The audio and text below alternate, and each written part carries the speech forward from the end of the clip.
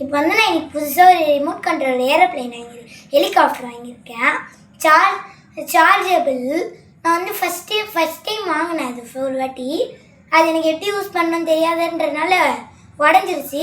Second time எங்கள் அப்பாக்கிட்ட அடம் பிடிச்சி வாங்கியிருக்கேன் இதை பாருங்கள். அதே தான் இதை பாருங்கள்.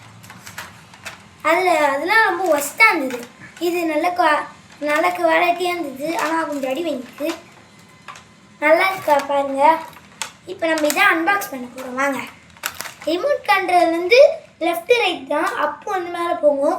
அதில் நம்ம கை கூட கட்டி கீழே வர வச்சுக்கலாம். வாங்க அன்பாக்ஸ் பண்ணலாமா? அன்பாக்சிங் இருக்கு. டேப்பை கட் பண்ணிட்டோம். பொறுமையாக ஓப்பன் பண்ணலாம். இதுலேயே நிறைய கலர்ஸ்ல இருக்கு. ஆனால் எல்லாம் சேல் ஆயிடுச்சு.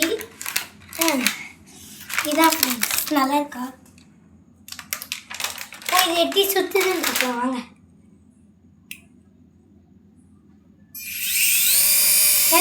லைட்லாம் இருந்து சூப்பராக இருக்கு.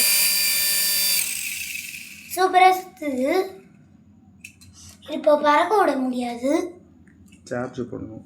சார்ஜ் கம்மியாக தான் கொடுத்துருப்பாங்க. ஆனால் இதை ஆன் பண்ணும்போது பார்த்தீங்கன்னா முன்னாடி லைட் எரியும். இது போல் இந்த இடத்துல ரெட்டு ப்ளூ. அதுக்கப்புறம் உள்ள ஒரு சென்சார் மாதிரி இருக்கும் போல். அது அப்படியே மேலே வருது. இதுதான் இதோடைய கான்செப்ட்.